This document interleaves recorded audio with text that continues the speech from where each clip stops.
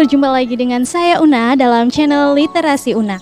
Channel ini akan membahas seputar dunia kreatif mengenai membaca dan menulis dari berbagai perspektif. Jadi pastikan kamu untuk lakukan subscribe dan jangan lupa bunyikan lonceng notifikasi agar kamu tidak ketinggalan video-video selanjutnya.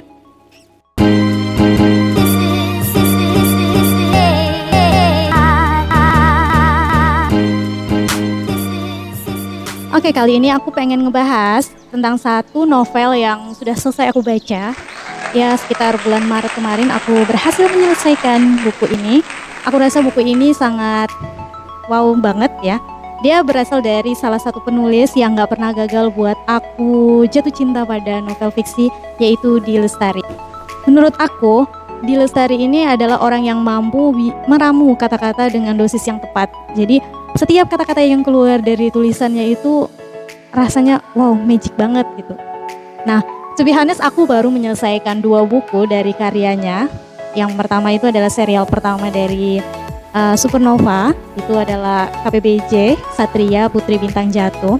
Itu pertama kali aku mulai mengenal D. Lestari lewat karyanya itu, dan aku merasa berhutang banget untuk menyelesaikan Supernova lainnya. KPBJ ini merupakan novel fiksi pertama dan tercepat di mana aku bisa menyelesaikan dalam waktu singkat. Di sini juga akhirnya aku menemukan salah satu role model penulis yang aku sukai, yaitu adalah D. Lestari lewat novel ini.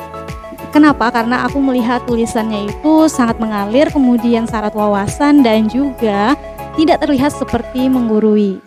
Nah, jadi makanya ketika aku membaca kata-katanya tuh berasa kayak didongengin gitu.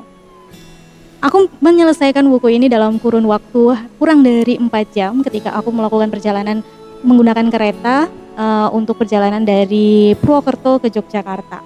D. Lestari menyisipkan teori sains dalam karya novelnya ini dan sukses tidak membuat aku alergi. To be honest, aku adalah orang yang selalu gagal menafsirkan sains, tapi karena aku memang gak suka dengan hal-hal yang berbau sains.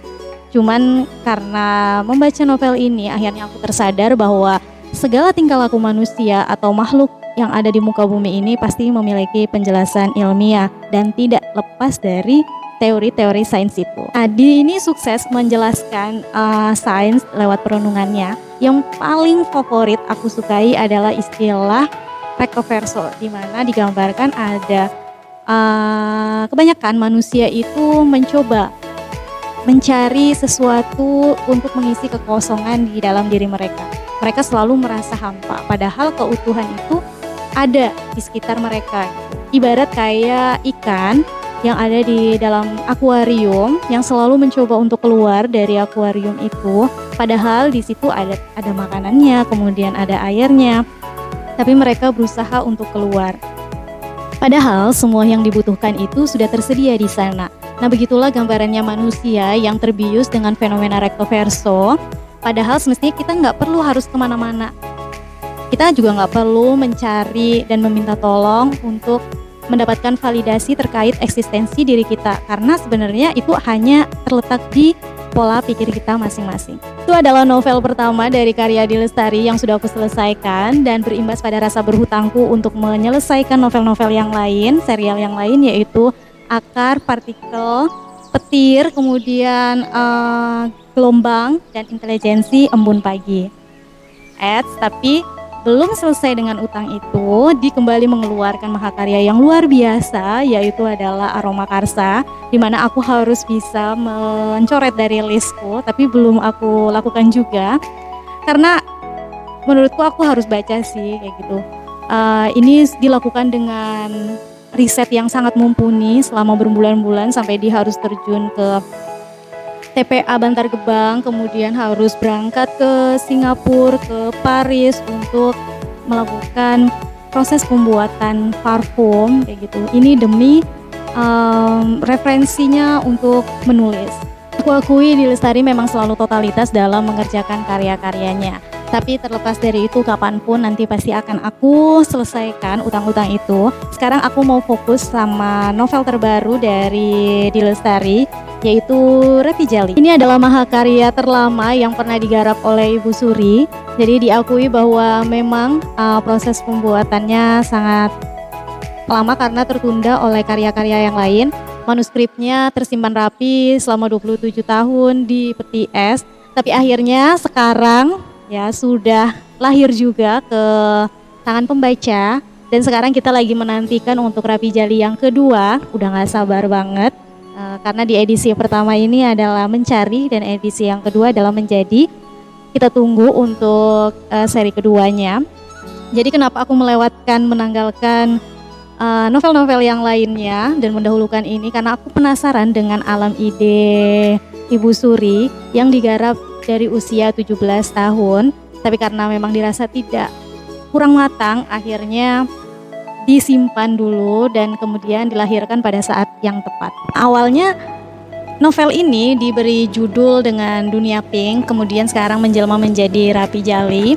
Nah, di sini dijelaskan juga dalam bukunya Rapi Jali itu apa. Tapi for your information, bahwa Pink itu adalah tokoh utama dalam novel ini. Dia adalah seorang gadis anak desa dari Cijulang, Desa Batu Karas, Cijulang, Pangandaran. Nah, dia memiliki kehidupan yang berbanding terbalik dari kehidupan sebelumnya, yang dia asalnya dari anak desa yang berbakat pintar musik dengan secara otodidak. Terus tiba-tiba kehidupannya berubah 180 derajat menjadi anak kota, tinggal dalam kemewahan, dan di situ dijelaskan bahwa dia semakin dekat dengan masa depannya yang sebelumnya nggak pernah dia perkirakan untuk bisa melanjutkan sekolah, apalagi sekolah musik. Suri mengakui bahwa novel garapan Rapi Jali ini jauh dari imajinasi luar angkasa, kemudian jauh dari hal-hal yang berbau mistis, dan juga jauh dari istilah sains yang rumit, melainkan Rapi Jali ini mengingatkan kita pada sejatinya Ibu Suri, yaitu Dilestari adalah seorang penyanyi dan penulis lagu. Jadi jauh sebelum dia terkenal sebagai penulis buku, dia adalah penyanyi dan penulis lagu. Di sini dia menitipkan ilmu pengetahuannya tentang bermusik dalam dunia Pink. Jadi dia tuh terlihat sangat akrab banget dengan dunia musik, jadi mampu menarasikan fiksi ini dengan sangat konkret. Dia mengemas Rapi Jali dengan balutan musik dan ajang pencarian bakat, di mana kita nggak perlu khawatir dengan istilah-istilah yang dimunculkan oleh istilah musik, karena tidak ada kesenjangan yang begitu jauh antara orang yang ahli bermusik dengan pembaca yang awam atau buta musik, mungkin seperti saya ya. Nah, karena kalau kita tahu ya, Pink aja tokoh utamanya yang pandai bermusik juga nggak tahu baca not balok. Itu sebagai bocorannya ya. Nah, di sini kita nggak perlu khawatir, pembaca nggak perlu merasa terasingkan dengan istilah-istilah yang dikeluarkan oleh dalam bermusik. Menurut saya justru ini memperkaya imajinasi kita untuk membayangkan pentasan musik yang sedang diperbincangkan. Jadi saya nggak kehilangan feel untuk menikmati karya kata-kata yang terangkai dari tulisan Dilestari. Pada intinya Dilestari merupakan salah satu penulis favorit aku, di mana dia adalah sosok yang penuh inspiratif dan amat produktif. Jadi melalui karya Rapi Jali ini, dia mengatakan ini adalah pelunasan utang-utangnya terhadap karyanya. Ini juga menyempurnakan dari semua karya yang sudah pernah dia tulis. Nah, dari panjangnya perjalanan ini aku belajar satu hal, bahwa ketika kita memiliki ide dan itu belum bisa dieksekusi, maka sebaiknya jangan dibuang atau dihilangkan, tapi simpan yang rapi, karena ketika nanti dia akan bertemu dengan timing yang pas, dia harus dikeluarkan dalam bentuk karya. Nah, aku merasakan semangat Dilestari atau Ibu Suri itu ada di setiap tulisan-tulisan. Aku rekomendasiin novel ini untuk jadi bahan bacaan kalian juga. Barangkali kalian bisa jatuh cinta dengan dunia kreatif membaca dan menulis lewat buku ini. Seperti kata Najwa Shihab, seorang duta baca Indonesia, kamu hanya perlu menemukan satu buku untuk bisa jatuh cinta pada kegiatan membaca. Nah, buat teman-teman yang sudah bucin banget dengan Rapi Jali, yang udah terlanjur cinta dengan Rapi Jali, bahkan menunggu untuk Rapi Jali yang kedua dan ketiga, maka silakan berbagi pendapat kalian di kolom komentar, keseruan apa yang kalian temukan saat membacanya. Oke, sampai di sini aja review buku hari ini. Terima kasih untuk kalian yang menonton sampai akhir.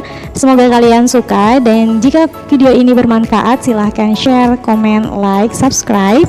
Sampai jumpa di video selanjutnya. Bye bye.